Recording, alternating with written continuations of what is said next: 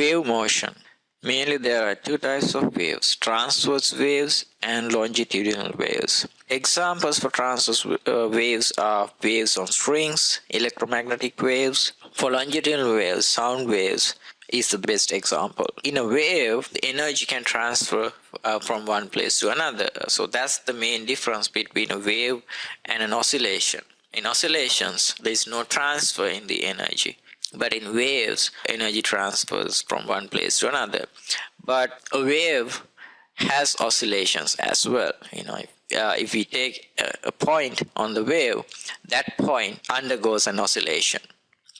So wave is basically a chain of oscillators. The difference between transverse waves and the longitudinal waves is that transverse waves have their oscillation perpendicular to the direction of the propagation. In longitudinal waves, the oscillation is parallel to the direction of propagation. The equation of a wave for a wave propagating in the positive x direction is given by yxt equals to a sine kx minus omega t.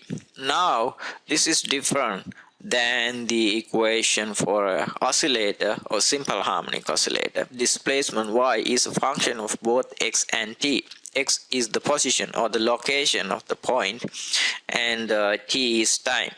So the displacement depends on the location on the wave as well as the time. So it's a function of two variables, x and t. And a is the amplitude and is also the maximum displacement. K is called the wave number. If it's given as a vector, it's called a wave vector. X is the location and omega is the angular frequency. The wave vector k is given by 2 pi over lambda. Angular frequency omega is 2 pi f. We know that. It's also equal to 2 pi over t. Lambda is called the wavelength. Speed of a wave. In general, the speed of a wave is given by f times lambda. F is the frequency, lambda is the wavelength. But if it's a transverse wave on a string, we have another formula to find the velocity. V equals to square root of T over mu. T is the tension of the string. Mu is called the linear density. That's the mass per unit length. We call it the linear density. Mass per unit length of the string. So we can use any of these two equations for a wave on a string. In fact, the first equation can be used for any wave, both for transverse and longitudinal. But the second equation can be used for transverse waves only. Speed of a sound wave. For a sound wave, we can still use the first equation, V equals f lambda.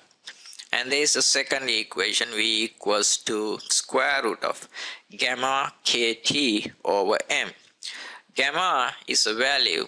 It's given by the ratio of Cp and Cv. And it depends on Cp is the heat capacity at constant pressure, Cv is the heat capacity at constant volume. And that's a constant for a given gas. And K is called the Boltzmann constant. Its value is 1.38 times 10 to the negative 23 joules per Kelvin. And that's also a constant.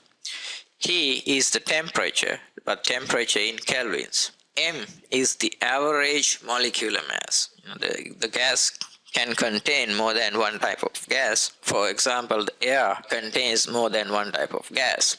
So we need to know what's the average molecular mass for air. Example, a wave on a rope is given by y equals to 0.8 meters times sine 2 pi x minus 60 pi t. Question A, find the amplitude, frequency and the speed of the wave. Question B, the tension of the rope is 60 newtons.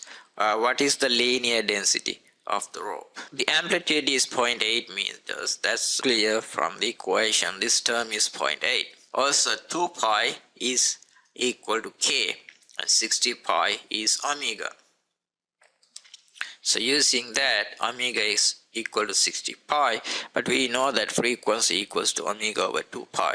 So 60 pi over 2 pi, that's 60 hertz. and also k equals to 2 pi.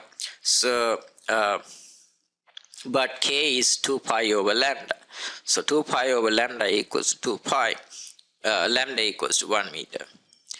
And now we have lambda, we have the frequency, so we can find the velocity. V equals to f lambda, so 30 times 1, which is 30 meters per second. Part B, the speed v equals to square root of t over mu. By squaring both sides of the equation, v squared equals to t over mu. That gives us mu equals to t over v squared. So mu equals to 60 over 30 squared. That's approximately 0.07 kilograms per meter.